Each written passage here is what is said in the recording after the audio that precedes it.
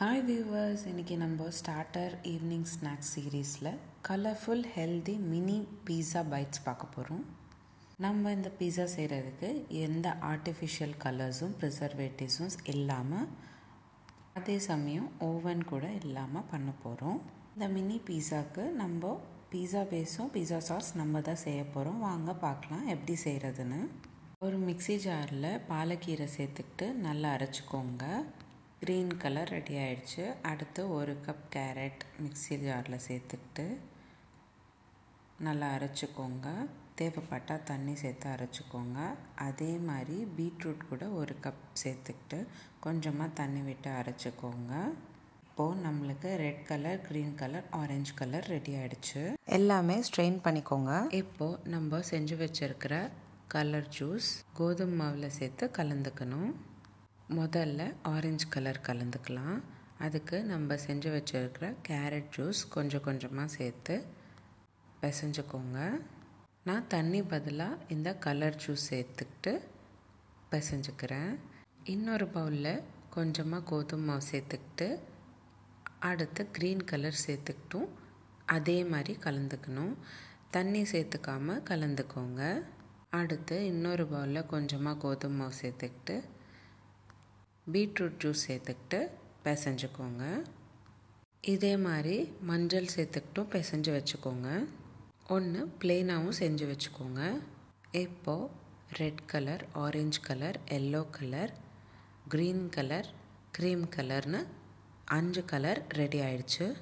அடுத்து நம்ம சாஸ் எப்படி செய்கிறதுன்னு பார்க்கலாம். மிக்ஸி ஜாரில் 2 ஊற வச்ச காஞ்ச மிளகா சேர்த்துக்கணும். கூடவே 25 கிராம் போல் பன்னீர், 1 ஸ்பூன் எண்ணெய் சேர்த்துக்கிட்டு கூடவே 2 பூண்டும் சேர்த்துக்கிட்டு நல்லா மிக்ஸி ஜாரில் பிளெண்ட் பண்ணிக்கோங்க. இந்த மாதிரி ஃபைன் பேஸ்ட்டாக அரைச்சிக்கணும். நீங்கள் காஞ்ச மிளகா ஊற வைக்கலைன்னா இந்த மாதிரி ஃபைன் பேஸ்ட்டாக வராது. இப்போது நம்ம பீஸா சாஸ் ரெடி ஆயிடுச்சு. இந்த சாஸ் நீங்கள் பீஸாவுக்கு மட்டும் இல்லாமல் எல்லாத்துக்கும் யூஸ் பண்ணலாம். அதாவது நீங்கள் விராப்ஸ் அந்த மாதிரி செஞ்சுக்கும் போது கூட நீங்கள் இந்த சாஸ் யூஸ் பண்ணிக்கலாம். அடுத்து நம்ம பிசைஞ்சு வச்சுருக்கிற சப்பாத்தி மாவை இந்த மாதிரி சின்ன சின்ன சப்பாத்தியாக செஞ்சு ஒன்றா வைங்க. நான் இந்த வீடியோவில் காமிக்கிற மாதிரி ஒன்று மேலே ஒன்று வச்சுக்கோங்க. அடுத்து சப்பாத்தி கட்டையால் நான் வீடியோவில் காமிக்கிற மாதிரி அழுத்தம் கொடுத்து சப்பாத்தி போல் திரட்டிக்கோங்க. இந்த மாதிரி ரோல் பண்ணிக்கோங்க. ரோல் பண்ண சப்பாத்தியை பீஸாக கட் பண்ணிக்கோங்க. ரொம்ப சின்ன சைஸாக தான் இருக்கும்.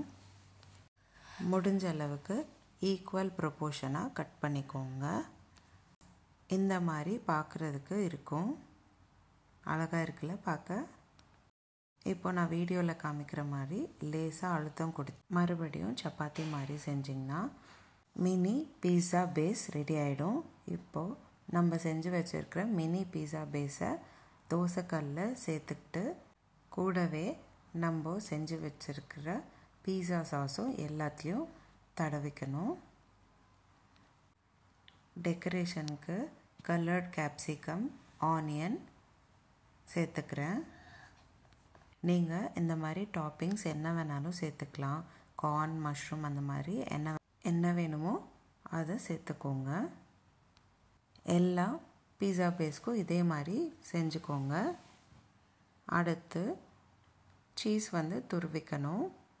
துருவினதுக்கப்புறம் 2 நிமிஷம் போல் வேக வச்சிங்கன்னா ஹெல்தி கலர்ட் மினி பீஸா பைட்ஸ் ரெடி ஆகிடும். உங்களுக்கு இந்த வீடியோ பிடிச்சிருந்தால் லைக் பண்ணுங்கள், ஷேர் பண்ணுங்கள். இதே மாதிரி டெய்லி ஒரு ரெசிபி பார்க்குறதுக்கு என்னோடய சேனல் சப்ஸ்கிரைப் பண்ணிக்கோங்க. இந்த ரெசிபி ட்ரை பண்ணிவிட்டு எனக்கு கமெண்ட் பாக்ஸில் எப்படி இருந்ததுன்னு கமெண்ட் பண்ணுங்கள். மீண்டும் சந்திப்போம் ஒரு அழகான ரெசிபியுடன். தேங்க்யூ.